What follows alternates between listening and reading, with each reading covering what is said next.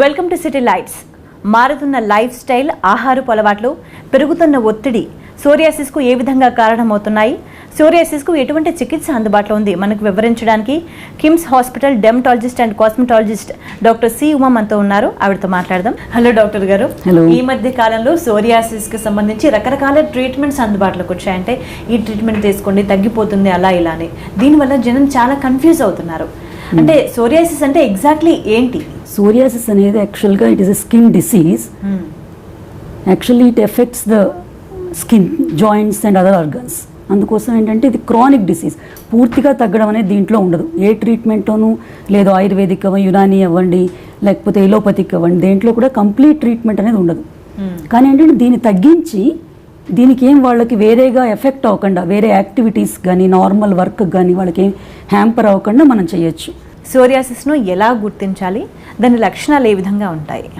నార్మల్గా వాళ్ళకి బాగా ఇచ్చింగ్తో స్టార్ట్ అవుతుంది. అంటే దురద, విపరీతమైన దురద వచ్చి స్కిన్ మీద ప్యాచెస్లా స్టార్ట్ అవుతుంది. ప్యాచెస్ వచ్చి దాని నుంచి పౌడర్ లాగా, వైట్ పౌడర్లా పడిపోతూ ఉంటాయి. మెయిన్గా ఏంటంటే చేతుల మీద కానీ, మోకాళ్ళ మీద కానీ, లేకపోతే తల్లో కానీ. మనం అందరం అనుకుంటారు తల్లో డాండ్రఫ్ ఏమో అనుకుంటారు. డాండ్రఫ్ అంటే మామూలుగా డాండ్రఫ్ వస్తూ ఉంటుంది కదా, అదే అనుకుంటారు. కానీ ఏంటంటే అది విపరీతంగా ఎక్కువగా ఇలా జస్ట్ పట్టుకుంటేనే రాలిపోతూ ఉంటుంది, పొట్టులా పడిపోతూ ఉంటుంది. అలా పడిపోతూ ఉంటే వెంటనే వెళ్ళి డాక్టర్ని కన్సల్ట్ చేయడం మంచిది. అంటే స్కిన్ డిసీజెస్లో తెల్ల మచ్చలు కూడా వస్తుంటాయి. అంటే తెల్ల మచ్చల్ని, సోరియాసిస్ని ఎలా డిఫరెన్షియేట్ చేస్తారు? తెల్ల మచ్చలకి దీనికి డిఫరెన్స్ ఏంటంటే తెల్ల మచ్చల్లో ఇచ్చింగ్ అనే దురద అనేది అసలు ఉండదు. ఓకే. తెల్ల మచ్చ కూడా పైకి, స్కిన్ మీద నుంచి పైకి ఎత్తుగా రాదు.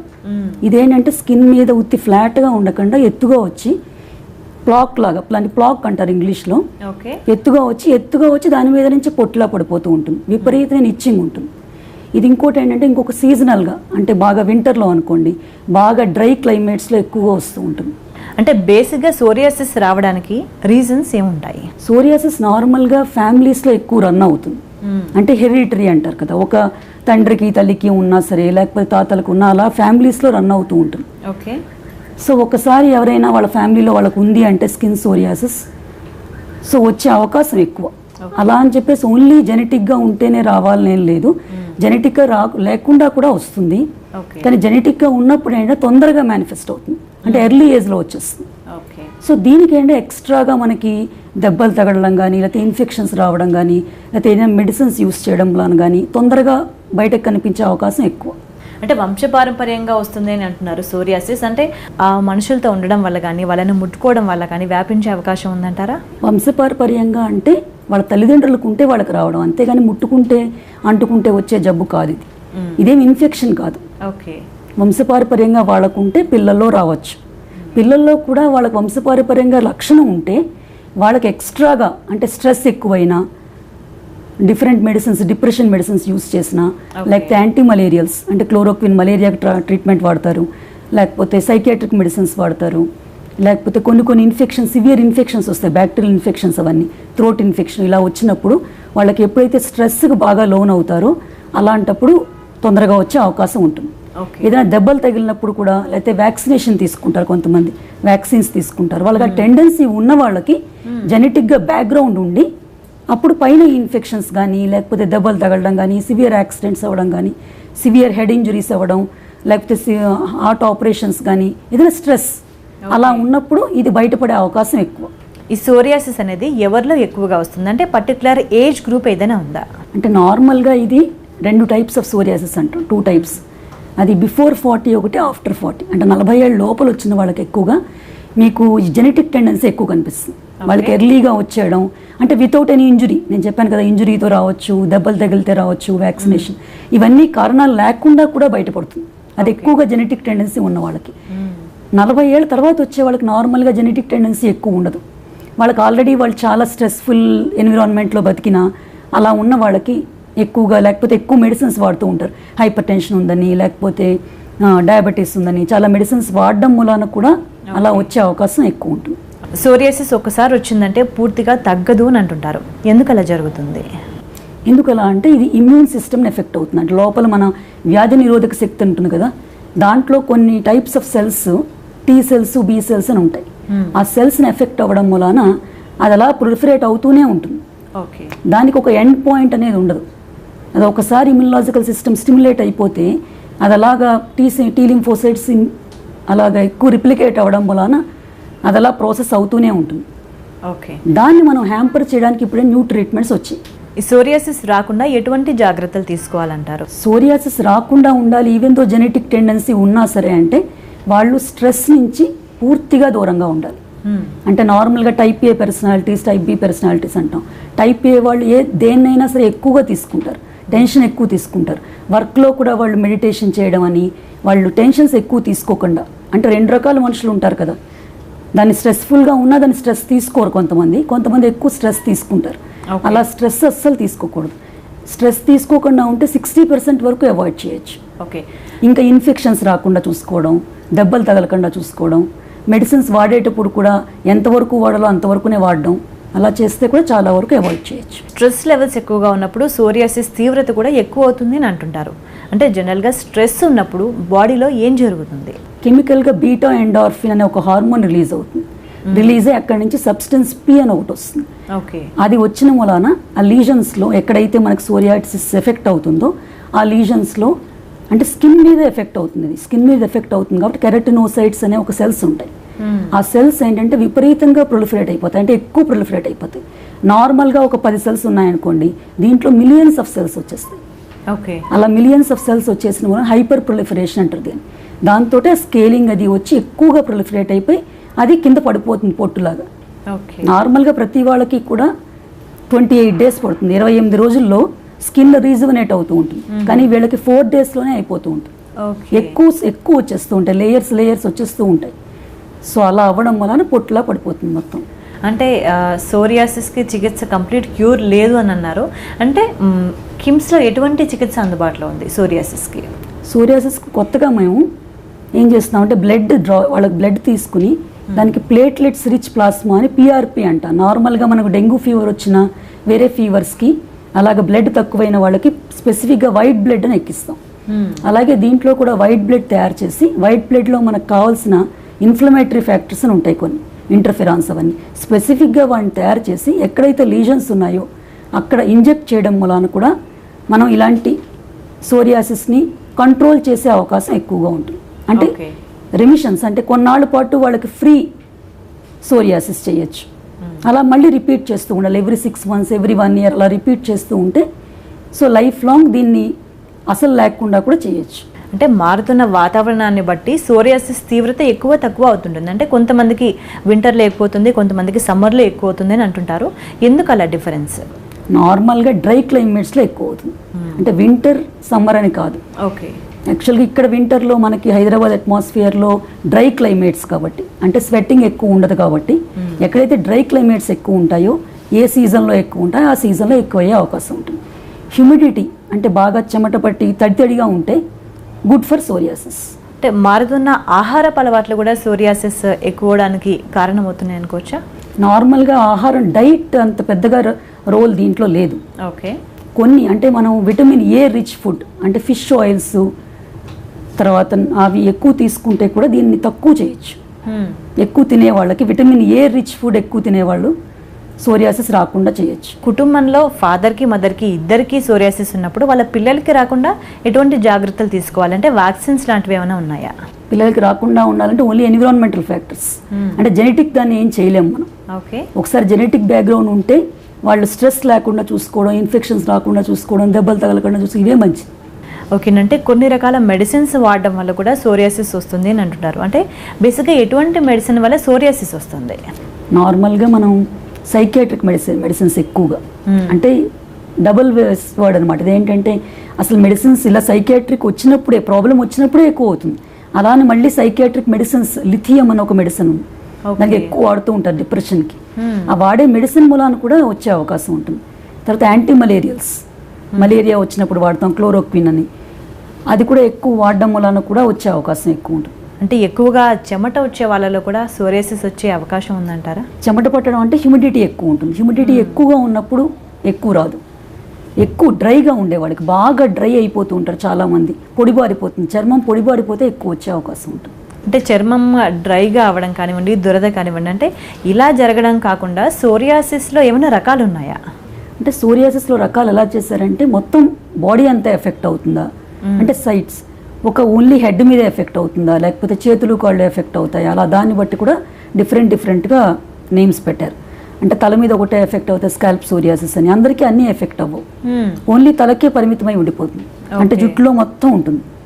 అలా కొంతమందికి ఓన్లీ చేతులు కాళ్ళు, అరిచేతులు అరికాళ్ళు, ఇంకెక్కడికి రాదు. కొంతమందికి ఒళ్ళంతా ప్యాచెస్ వస్తాయి, దాన్ని సోరియాసిస్ వల్గారిస్ అంటే నార్మల్గా ఎక్కువ వచ్చేది ఇదే. అలా అది కాకుండా మళ్ళీ కొంతమందికి ఈ మొత్తం ఒళ్ళంతా వస్తుందని చెప్పాను, కొంతమందికి ఇన్ఫెక్షన్స్తో వచ్చేది వేరే రకంగా ఉంటుంది. అంటే ఎటువంటి ఇన్ఫెక్షన్స్ వల్ల? ఎక్కువగా థ్రోట్ ఇన్ఫెక్షన్స్, అంటే థ్రోట్లో కూడా బ్యాక్టీరియల్ ఇన్ఫెక్షన్స్ కొన్ని ఉన్నాయి. ఆ బ్యాక్టీరియల్ ఇన్ఫెక్షన్స్ వచ్చినప్పుడు ఇది ప్రెసిపిటేట్ అయ్యే అవకాశం ఉంటుంది. కొంతమందికి ప్రెగ్నెన్సీలో ఎక్కువ అవుతుంది, స్పెషల్గా ప్రెగ్నెన్సీలో ఎక్కువ అవుతుంది. కొంతమంది ప్రెగ్నెన్సీ అయిన తర్వాత 6 months వరకు ఈ పాలిస్తూ ఉంటారు, పార్చురేషన్ టైంలో కూడా ఎక్కువ అయ్యే అవకాశం ఉంటుంది. అంటే సోరియాసిస్ వచ్చినప్పుడు సరైన ట్రీట్మెంట్ తీసుకోకుండా నెగ్లెక్ట్ చేయడం వల్ల ఇంకా ఎటువంటి ప్రభావం చూపే అవకాశం ఉంది? నార్మల్గా సోరియాసిస్ ఎక్కువ రోజులు, ఇప్పుడు ఎలాగ షుగర్ ఎక్కువ రోజులు ఉంటే ఎలా వేరే వేరే డిసీజెస్ వస్తాయో అలాగే 10 years పాటు కంటిన్యూగా వితౌట్ ఎనీ ట్రీట్మెంట్ ఉండిపోతే కనుక ఎక్కువ జాయింట్స్ ఎక్కువ ఎఫెక్ట్ అయ్యే ఛాన్సెస్ ఉంటాయి. జాయింట్స్ ఎఫెక్ట్ అయ్యి వాళ్ళు నార్మల్ యాక్టివిటీస్ చేయలేకపోతారు. సో నార్మల్గా ఎప్పుడైనా జాయింట్ పెయిన్స్ వచ్చినప్పుడు సోరియాసిస్ కూడా ఒక డిసీజ్ ఉంది అని దాన్ని డయాగ్నోస్ చేసుకుని సోరియాసిస్ లేదు అనుకుంటే ట్రీట్మెంట్ ఒకలా ఉంటుంది, సోరియాసిస్ ఉంది అనుకుంటే దానికి ట్రీట్మెంట్ ఇచ్చి అప్పుడు జాయింట్ మార్పిడి కానీ అలాంటివి చేసుకుంటే మంచిది. మామూలుగా వచ్చే ఆర్థరైటిస్కి సోరియాటిక్ ఆర్థరైటిస్కి తేడా ఏముంటుంది? డిఫరెన్స్ మనం మామూలుగా డిఫరెన్స్ ఎక్స్రేలో ఎంఆర్ఐ స్కాన్లో కొన్ని డిఫరెన్సెస్ ఆర్థోపెడిషియన్స్ చెప్పగలరు, కానీ వేరే లీజన్స్ ఉంటాయి కదా, స్కిన్ మీద వేరేగా లీజన్స్ ఉంటాయి, వాటికి మనం డయాగ్నోస్ చేయడానికి బయాప్సీ అని ఒకటి చేస్తాం. అంటే స్కిన్లో కొంచెం ముక్క తీసి మనం పెథాలజీ టెస్ట్కి పంపిస్తాం. దాంట్లో స్పెసిఫిక్గా సోరియాసిస్లో కొన్ని చేంజెస్ కనిపిస్తాయి, దాన్ని చూసి మనం సోరియాసిస్ ఉంది అని చెప్పినప్పుడు సోరియాసిస్ ఒక 10 years నుంచి 10 ఏళ్ల పాటు ఇలా ఉంది అనుకుంటే ఆర్థరైటిస్ కూడా సోరియాసిస్ మూలానా అని తెలుస్తుంది. అప్పుడు దానికి సోరియాసిస్ ట్రీట్మెంట్ సైమల్టేనియస్గా ఇస్తూ అప్పుడు ఆర్థరైటిస్ ట్రీట్మెంట్ ఇస్తే తొందరగా తగ్గుతుంది. ఓకేనంటే సోరియాసిస్ ఉన్నప్పుడు ఆర్థరైటిస్ వచ్చినప్పుడు జాయింట్స్లో వాపు అనేది కనిపిస్తుంది అంటారా? వాపు తక్కువగా ఉంటుంది, ఇన్ఫ్లమేటరీ ఆర్థరైటిస్ అంటారు. అంటే మనకి ఎక్యూట్గా అంటే కొద్ది కాలంలోనే ఒక 1 నెల రోజుల నుంచి ఉంది అలా అనుకున్న వాళ్ళకి వాపు అవన్నీ వస్తాయి. నార్మల్గా సోరియాటిక్లో వచ్చేదానికి వాపు ఉండదు, పెయిన్ ఎక్కువగా ఉంటుంది, వాపు అనేది పైనుంచి ఎక్కువ రాదు. సోరియాటిక్ ఆర్థరైటిస్ వచ్చినప్పుడు శరీరంలో బోన్స్ కాకుండా ఇతర పార్ట్స్ని కూడా ఎఫెక్ట్ చేస్తుందంటారా? ఇతర భాగాలంటే నెయిల్స్ కూడా ఎఫెక్ట్ అవుతాయి. ఓకే, నెయిల్స్ ఎఫెక్ట్ అవుతాయి. ఒక్కొక్కసారి ఎక్కువ రోజుల పాటు సోరియాసిస్ ఉంటే హార్ట్ అటాక్ వచ్చే అవకాశం కూడా ఎక్కువ ఉంటుంది. ఈ సోరియాసిస్కి మెడిసిన్స్ ఏమేమి అందుబాటులో ఉన్నాయి? అంటే మెడిసిన్స్ అంటే లోకల్ అప్లికేషన్స్, ఎక్కువగా సోరియాసిస్ స్ప్రెడ్ అవ్వకుండా ఉంది అనుకుంటే మనకి పైన అప్లికేషన్స్ లైక్ స్టిరాయిడ్ క్రీమ్స్ అని వేరే రకాల క్రీమ్స్, తర్వాత ఇమోలియంట్స్ క్రీమ్స్ అని ఇవన్నీ వీటితో రెగ్యులేట్ చేసుకోవచ్చు. ఓకే, అది కాకుండా లోపల తీసుకునే మెడిసిన్స్లో ఎక్కువగా మనం యూస్ చేసేది ఇమ్యునలాజికల్ సిస్టమ్ ఎఫెక్ట్ అవుతుందని చెప్పాం కదా, సో దానికి క్యాన్సర్కి ఇచ్చే మెడిసిన్ ఇమ్యునోసప్రెసివ్స్ అంటారు, అది ఇవ్వాల్సి వస్తుంది. అది ఇచ్చినప్పుడు వేరే సైడ్ ఎఫెక్ట్స్ రాకుండా దాని సైడ్ ఎఫెక్ట్స్ని కంట్రోల్ చేసుకుంటూ ఇవ్వాలి. సోరియాసిస్ వచ్చిన తర్వాత తగ్గడానికి ఎటువంటి ఆహారం ఎక్కువగా తీసుకోవాలి? మెయిన్గా చేపలు ఎక్కువ తీసుకోవాలి, ఫిష్ ఆయిల్స్ ఎక్కువ తీసుకోవాలి. సో అది కాకుండా ఆకుకూరలు, గుడ్డు, పాలు ఎక్కువ తీసుకోవాలి. తర్వాత పసుపు రంగు, ఆరెంజ్ కలర్ ఉన్న ఫుడ్స్ అండ్ ఎనీ ఫుడ్ అంటే ఫ్రూట్స్ కానీ వెజిటబుల్స్ కానీ ఎక్కువ తీసుకోవాలి. దాంట్లో ఎక్కువ విటమిన్ ఏ ఎక్కువగా ఉంటుంది. ఇతర వ్యాధుల వల్ల కూడా సోరియాసిస్ వచ్చే అవకాశాలు ఏమైనా ఉన్నాయంటారా? వేరే స్కిన్ డిసీజెస్ అంటే ఎగ్జిమా అంటారు, ఎలర్జీ, ఎగ్జిమా ఇలాంటి వాళ్ళకు కూడా ఎక్కువ కాలం పాటు ఎలర్జీస్ ఉన్నా, ఎక్కువ కాలం పాటు ఎగ్జిమాస్ కానీ వేరే ఇన్ఫెక్షన్స్ కానీ ఉన్నా దాని మూలన స్కిన్ డ్యామేజ్ అవుతుంది, స్కిన్ రప్చర్ అవుతుంది, దాని మూలన కూడా సోరియాసిస్ వచ్చే అవకాశం ఉంటుంది. ఒక్కసారి సోరియాసిస్ వస్తే లైఫ్ లాంగ్ తగ్గదు అని అంటుంటారు. అంటే ఒక్కసారి సోరియాసిస్ వల్ల ఎఫెక్ట్ అయిన తర్వాత తగ్గడానికి మినిమం ఎంత టైం పడుతుంది? ఇప్పుడు వేరియేషన్స్ చెప్పాను కదా, ఒళ్ళంతా ఎక్కువగా మొత్తం బాడీ అంతా ఉంది అంటే టైం ఎక్కువ 6 months పాటు పట్టచ్చు. కానీ ఓన్లీ స్కాల్ప్కి ఉందంటే కొంచెం తొందరగా తగ్గచ్చు. కొన్ని ప్యాచెస్ ఉన్నాయనుకుంటే ఇంకా తొందరగా తగ్గే అవకాశం ఉంటుంది. కొన్ని మంత్స్లో క్యూర్ చేయొచ్చు. క్యూర్ చేసి మళ్ళీ ఎక్కువ రోజులు రాకుండా ఉండడం కోసం మేము కొన్ని టైప్స్ ఆఫ్ మెడికేషన్స్ ఇస్తాం. అంటే వాళ్ళకి నార్మల్గా పైన అప్లికేషన్స్ క్రీమ్స్ తోటి తగ్గట్లేదు అంటే ఇందాక చెప్పినట్టుగా క్యాన్సర్కి ఇచ్చే మెడిసిన్స్ మెథోట్రెక్సేట్ అని ఒక మెడిసిన్ ఉంది, సైక్లోస్పోరిన్ అని, ఇవన్నీ ఇచ్చి ఒకసారి మెడిసిన్స్ ఇచ్చి కొన్ని వీక్స్ పాటు ఇచ్చిన తర్వాత ఫ్రీ ఇంటర్వెల్ అంటే 1 year పాటు రాకపోవచ్చు, 2 years పాటు రాకపోవచ్చు, అలా చేయొచ్చు. అలా కాకుండా ఇప్పుడు కొత్తగా ట్రీట్మెంట్స్ ఏంటంటే బయోలాజికల్స్ అని కొత్త ట్రీట్మెంట్స్ వచ్చాయి. Okay. బయోలాజికల్స్ అంటే ఏంటంటే ఇవి యాంటీబాడీస్ లాంటివి. అంటే మన బాడీలో మనం యాంటీబాడీస్ తయారు చేయలేని కెపాసిటీ లేనప్పుడు మనం బయట నుంచి యాంటీబాడీస్ డైరెక్ట్గా ఇచ్చేస్తాం. ఓకే. డైరెక్ట్గా యాంటీబాడీస్ ఇచ్చినప్పుడు లోపల ఉన్న ఇమ్యూన్ సిస్టమ్ని హ్యాంపర్ చేస్తుంది. ఓకే. అప్పుడు ఎక్కువ రోజుల పాటు ఎక్కువ సంవత్సరాల పాటు ఇలా సోరియాసిస్ రాకుండా చేయొచ్చు. అంటే సోరియాసిస్ తీవ్రంగా ఉన్నప్పుడు బాడీని ఎలా అఫెక్ట్ చేస్తుంది? సివియర్గా ఉన్నప్పుడు ఒళ్ళంతా సోరియాసిస్ వస్తే కనుక అది పూర్తిగా బాడీ అంతా స్ప్రెడ్ అయిపోయి దాన్ని ఎరిథ్రోడర్మిక్ సోరియాసిస్ అంటారు. అంటే రెడ్ మ్యాన్ సిండ్రోమ్. అంటే పూర్తిగా బాడీ అంతా రెడ్గా అయిపోయి పూర్తిగా స్కేల్ మొత్తం ఎక్కడ ఖాళీ లేకుండా వచ్చేస్తుంది. వచ్చినప్పుడు మనకి ఏంటంటే బాడీలో ఉన్న వాటర్ అంతా బయటికి ఇవాపరేట్ అయిపోతుంది.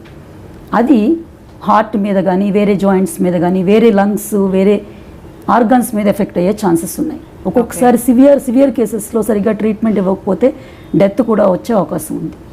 ఓకే. సో అలాంటప్పుడు ఒళ్ళంతా పూర్తిగా ఇన్వాల్వ్ అయినప్పుడు ఎమర్జెన్సీ ట్రీట్మెంట్ లాగా అది మెడికల్ అందరూ చేయాలి, ఓన్లీ స్కిన్ స్పెషలిస్టే చేయరు. ఓకే. మెడికల్ మేనేజ్మెంట్ కూడా చేసి అప్పుడు సోరియాసిస్ కంట్రోల్ చేయాలి. అసలు మొహం మీద సోరియాసిస్ అనేది వస్తుందండి? మొహం మీద తక్కువ సోరియాసిస్ రావడం, కానీ బాడీ అంతా వచ్చినప్పుడు ఇప్పుడు చెప్పాను కదా ఎమర్జెన్సీ అవుతుందని అప్పుడు మొహం మీదకి వచ్చే అవకాశం కూడా ఉంది. కాస్మెటిక్స్ కానివ్వండి, ఫెయిర్నెస్ క్రీమ్స్ కానీ అప్లై చేయడం వల్ల ఎక్కువయ్యే అవకాశాలు ఉన్నాయా? ఎక్కువయ్యే అవకాశం ఉంది. పెర్ఫ్యూమ్స్ అని అవి ఎలర్జెటిక్ ఏవైతే కాజ్ చేస్తాయో, ఎందుకంటే స్కిన్ చాలా సెన్సిటివ్ అయిపోతుంది, నార్మల్ కన్నా సెన్సిటివ్ అయిపోతుంది.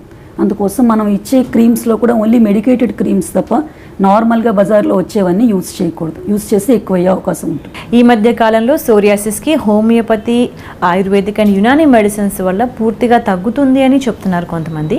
అది ఎంతవరకు కరెక్ట్ అంటారు? నార్మల్గా హోమియోపతి ఆయుర్వేదిక్లో కూడా కొన్ని మెడిసిన్స్ ఉన్నాయి.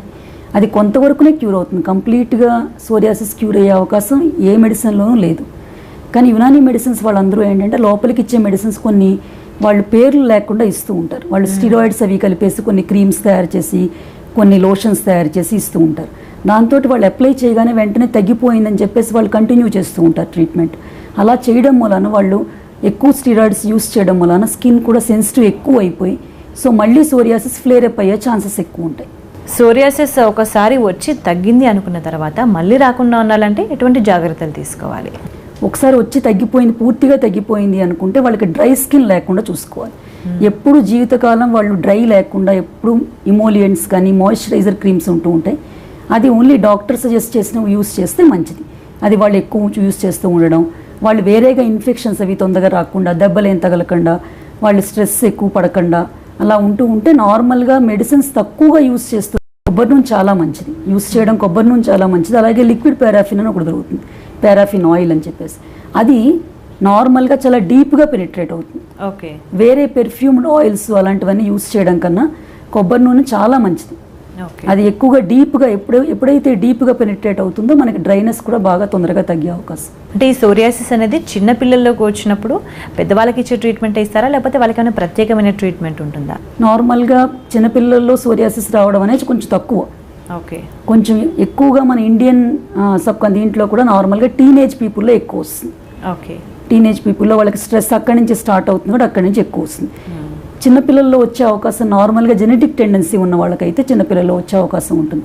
వాళ్ళకి నార్మల్గా మనం మెడిసిన్స్ ఓరల్గా ఎక్కువ ఇవ్వం, పైకి అప్లై చేసే మెడిసిన్సే ఎక్కువ ఇస్తాం.